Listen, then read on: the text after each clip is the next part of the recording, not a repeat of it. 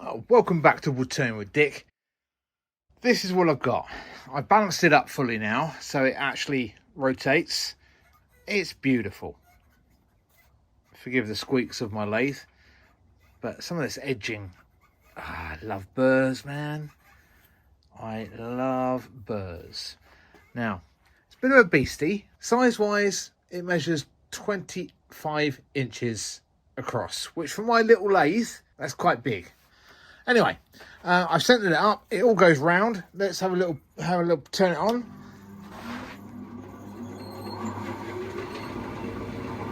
See, not much jiggle on that lathe at all. Now, if you haven't seen part one was the bit that comes off of this bit. This is the back at the moment. I've got mounted up nice and safely with 8 screws holding it on. It's a little bit scary, the fact that I've got 8 screws holding it on. Yeah, okay. All I need to do now is very rough cut flat across here and put a chuck grip in. Nice deep set chuck grip. Shouldn't take 2 seconds. What I have got to watch is it's nicely balanced at the moment, but where this is quite wide here, if I bring this down a fair bit, it might put the whole thing off balance and I'll get a lot of wobble going on the lathe. If that happens, I need to quickly stop it and take a bit more weight off of here. That's all I've got to say about that. So, enjoy the rest of the turning.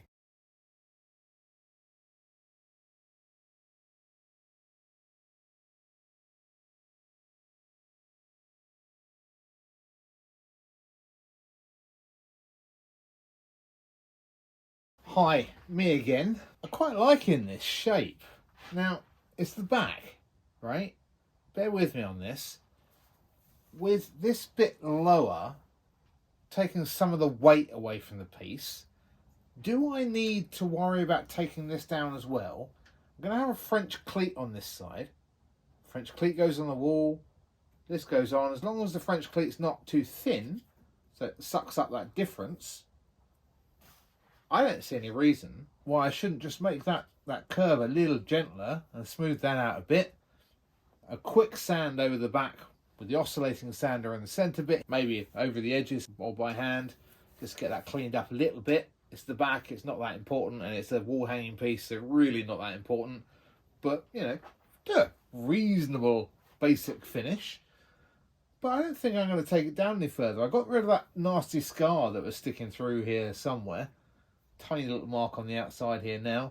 I'll sand that back, just get rid of, make it tidy, as I like to.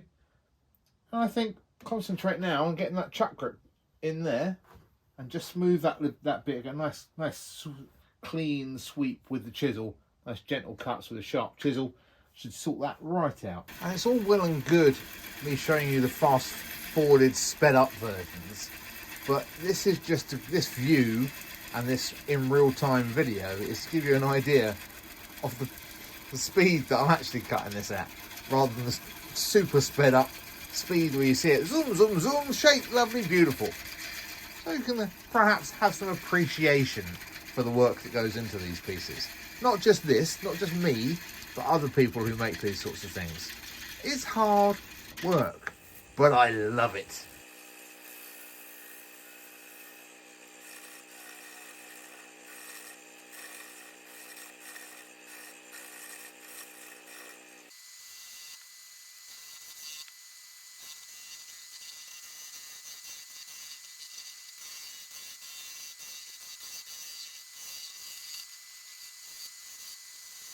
Quick run over with the oscillating sander.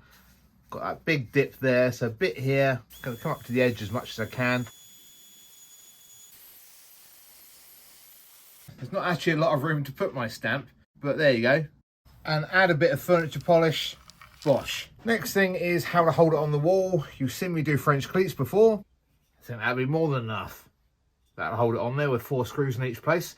In line with that, so we've got one corner down this way, and then separate these enough so that I can get this one, or this one will be on the wall, and that will slide up there or there freely without interfering with these. And it's just quickly working out, well, not quickly, it's a case of measuring it and getting around that central circle. And I might actually attach these now. because they're not interfering with my chuck. My chuck's deep enough to go past those for the tightening of it. Is there any reason why I shouldn't put them on now? The same weight around each way? I'll put them on now. Bosh. I'm not so blooming stupid. Look at that. Fits beautifully. And 3 screws to hold it on the wall at home. So now, see what I mean? That's perfectly safe there. Nowhere near the motor. And nice even weight distribution.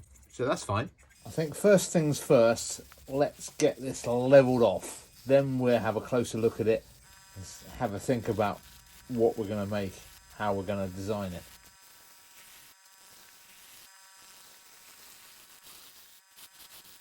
That's all back to round, and it's still in balance, which is lovely.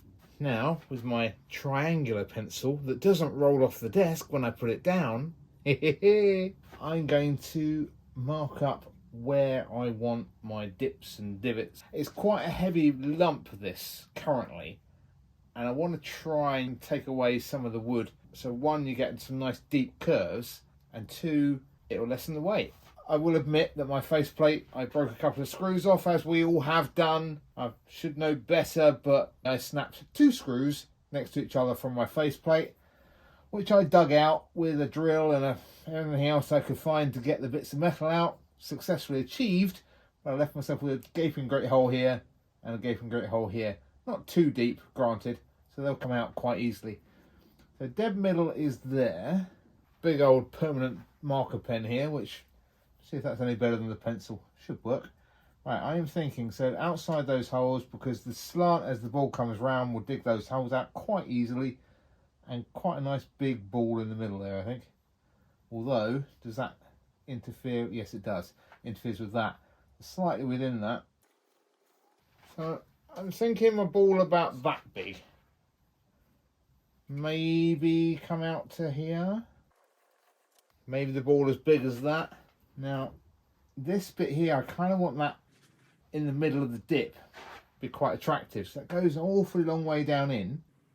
But then you've got this piece here as well. Let's get rid of this one for a minute. Whee! Because that's a huge expanse if I go all the way out there, because that would incorporate that one and that one. But would that look pretty cool if I go really deep? You know, get a lovely long sweep in there. So maybe... So, okay, let's mark it up. I can always take this off very quickly with a light skim. So I do want, from this I figured out, I do want a deep bit here. So let's scrub this for a minute.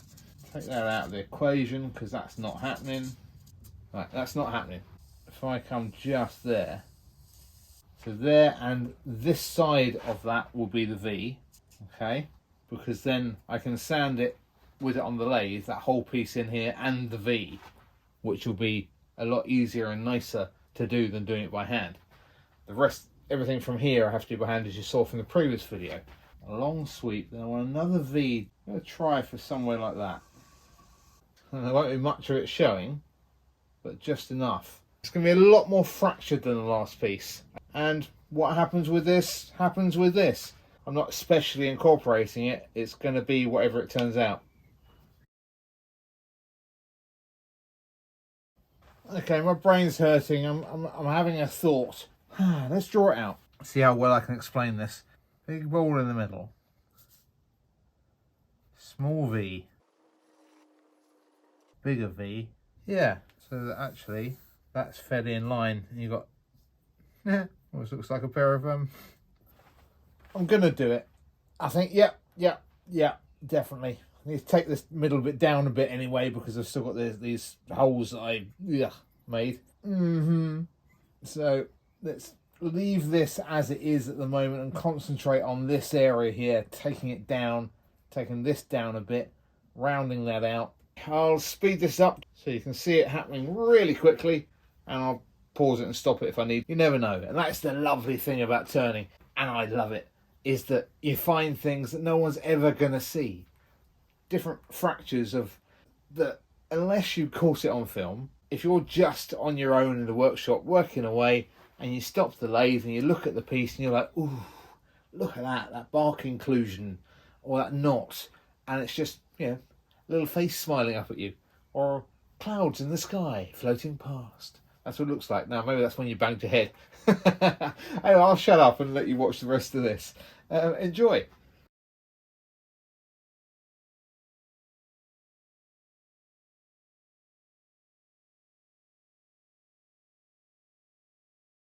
That was not easy.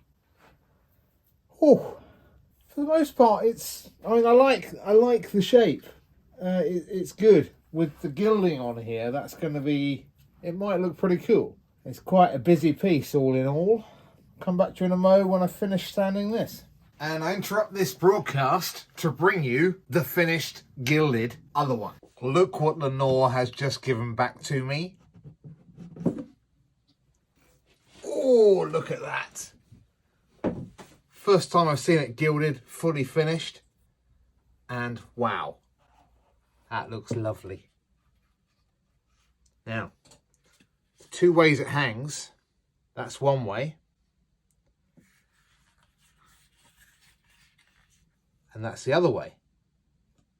And a nice little frame in the bottom of the box to stop it floating around during transport, to prevent the more delicate bits getting damaged or potentially breaking off.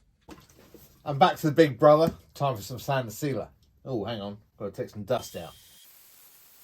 Now, just before I put some sand and sealer on it, you know those brackets, just for a few moments ago for you, but a little while ago for me, because I've had a couple of shows in between. What I'd love you to do if you're watching this is give me a comment. I'd just like to know which of the following options you would have this if it was on your wall at home, right? So there's option one. That's level with the bracket on the back. Okay. Option two. I quite like that. Option three. Probably my favourite. Not that that's going to influence you at all. And option four. That's level at the back. So when the customer has it, they've got all those choices because of all that bracket options, which is fantastic, I think. On to sand and sealing it. We're nearing the end of the video now because I'm not going to bother. You've got an idea of what this is going to look like when it's all shiny and polished, and you'll see it in a future show video, hopefully, if it doesn't sell before then. And, you know, I think you've had enough of this. You've seen enough of this. But I just sort of put the sand and sealer on this middle bit so you can see. If you skipped from the beginning to the end to view the finished item, go back like 30 seconds, a minute, and you'll see the other one finished with the gilding. Hope you enjoyed. See you again soon.